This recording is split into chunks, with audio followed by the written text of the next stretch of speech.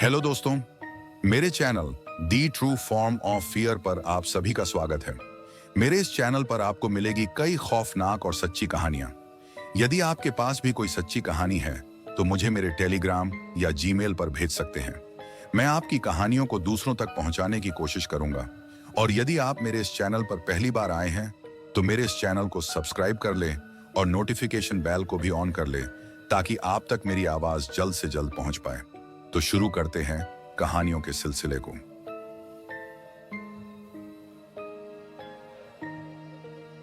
मेरा नाम रमन है और यह कहानी मुझे मेरे दोस्त समीर ने सुनाई थी और अब मैं आपको सुना रहा हूं। समीर एक समय पर मेडिकल कॉलेज में पढ़ता था और वहीं उसने एक ऐसी घटना का सामना किया जिसने उसकी जिंदगी बदल दी। समीर का मेडिकल कॉलेज एक पुराने सुनसान इलाके में था।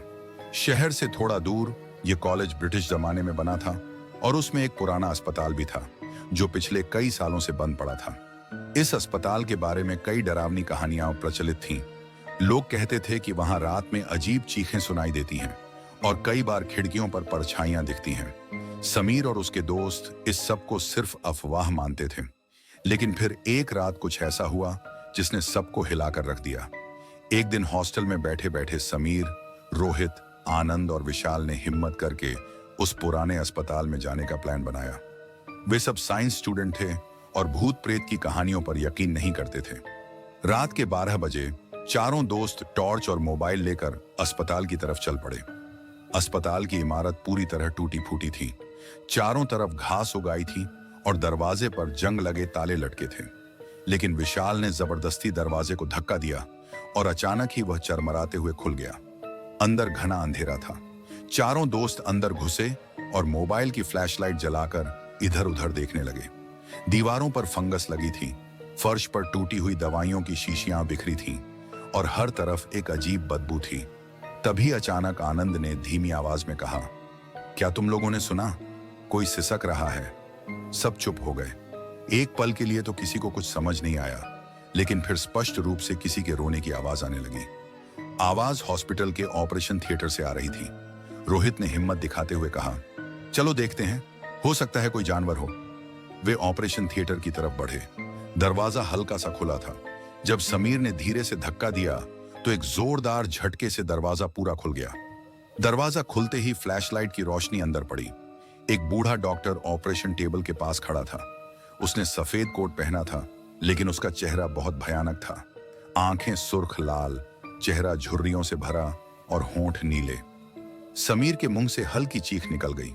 विशाल ने तुरंत मोबाइल की फ्लैशलाइट डॉक्टर की तरफ घुमाई, लेकिन डॉक्टर वहीं का वहीं खड़ा रहा। उसकी आंखें सीधे उनकी तरफ टिकी थीं। कौन हो तुम? विशाल ने कांपती आवाज में पूछा। डॉक्टर ने कोई जवाब नहीं दिया, लेकिन फिर उसने अपनी सूखी पतली उंगलियों से ऑपरेशन टेबल पर पड़ी किसी चीज को छूना शुरू कर दिया। तभी रोहित की नजर टेबल पर गई। वहां एक कटा हुआ इंसानी हाथ पड़ा था। ये देखते ही चारों दोस्त उलटे पांव भागे। समीर ने पीछे मुड़कर देखा तो डॉक्टर अभी भी वहीं खड़ा था, लेकिन अब वह धीरे धीरे उनके पीछे बढ़ रहा था। वे तेजी से हॉस्पिटल के मुख्य दरवाजे की ओर दौड़े, लेकिन तभी दरवाजा अपने आप जोर से बंद हो गया। अब उनके पास सिर्फ एक ही रास्ता था, हॉस्पिटल के पीछे के गेट से भागने का। वे अंधेरे में दौड़ते हुए पीछे की ओर बढ़े, लेकिन तभी विशाल अचानक जोर से चिल्लाया और नीचे गिर पड़ा। जब उन्होंने फ्लैशलाइट घुमाई तो देखा कि विशाल के पैर पर किसी का हाथ था, लेकिन वहां कोई नहीं था, सिर्फ एक कटा हुआ हाथ जो उसके पैर को जकड़े हुए था। विशाल पूरी ताकत से चिल्लाया और झटका देकर पैर छुड़ाने लगा। बाकी तीनों ने मिलकर उसे खींचा और किसी तरह उसे वहां से निकाला। जब वे चारों किसी तरह पीछे के दरवाजे तक पहुंचे तो देखा कि वह भी अपने आप खुल चुका था। बिना कुछ सोचे समझे वे बाहर भागे और हॉस्टल तक बिना रुके दौड़ते रहे। जब वे अपने कमरे में पहुंचे तब जाकर सबने राहत की सांस ली, लेकिन तभी विशाल ने कांपते हुए कहा, वो डॉक्टर, वो अभी भी हमें देख रहा था। अगले दिन उन्होंने कॉलेज के पुराने वॉचमैन से इस हॉस्पिटल के बारे में पूछा। वॉचमैन ने बताया कि वहां एक डॉक्टर पहले मरीजों पर खतरनाक प्रयोग करता था। उसे पागल करार देकर गोली मार दी गई थी, लेकिन कहते हैं कि उसकी आत्मा आज भी वहीं भटकती है। यह सुनकर समीर और उसके दोस्त सन्न रह गए। वे फिर कभी उस हॉस्पिटल के पास नहीं गए, लेकिन आज भी जब वे रात में अकेले होते हैं तो उन्हें ऐसा लगता है जैसे कोई उनकी निगरानी कर रहा हो।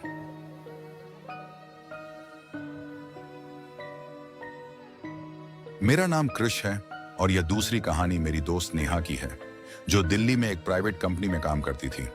वह हमेशा अपनी ड्यूटी के बाद रात को ही घर लौटती थी, लेकिन कुछ हफ्तों से उसे अजीब अनुभव हो रहे थे। हर रात जब वह अपने घर के पास की गली से गुजरती, उसे लगता कि कोई उसे देख रहा है। जब उसने ध्यान दिया तो पाया कि सड़क के किनारे एक लंबा आदमी खड़ा होता था, जिसने चेहरे पर काला मास्क पहन रखा था। वह बस खड़ा रहता, बिना हिले डुले। नेहा ने पहले इसे अनदेखा किया, लेकिन फिर यह हर रोज होने लगा। उस आदमी की आंखें गहरी, ठंडी और शून्य जैसी लगती थीं। एक रात जब नेहा जल्दी घर जा रही थी, तो उसने फिर उसी अजनबी को देखा, लेकिन इस बार कुछ अलग था। वह अब उसके करीब आ चुका था। वह आदमी पहले जहां गली के कोने पर खड़ा रहता था, अब वह धीरे धीरे आगे बढ़ रहा था। नेहा ने अपनी गति तेज कर दी और अपने घर का दरवाजा बंद कर लिया। लेकिन जब उसने खिड़की से बाहर झांका तो वह वहीं खड़ा था। उसकी सीधी निगाहें नेहा के घर की ओर थीं। नेहा की सहेली प्रियंका ने उसे कहा कि यह कोई छेड़खानी करने वाला आदमी भी हो सकता है, इसलिए पुलिस में शिकायत कर दो।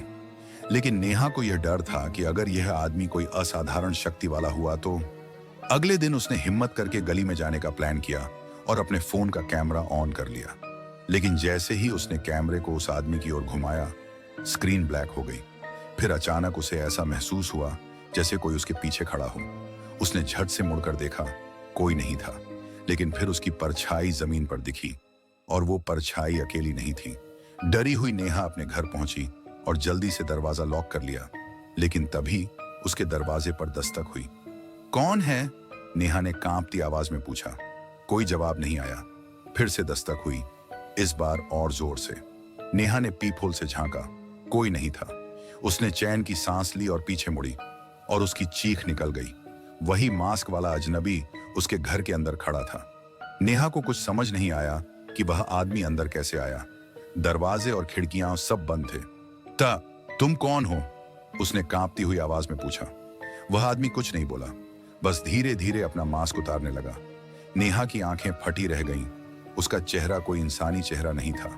वो एक विकृत, बिना आंखों और नाक वाला अंधेरा चेहरा था। नेहा की चीख पूरे मोहल्ले में गूंज उठी, और फिर दरवाजा अचानक खुला।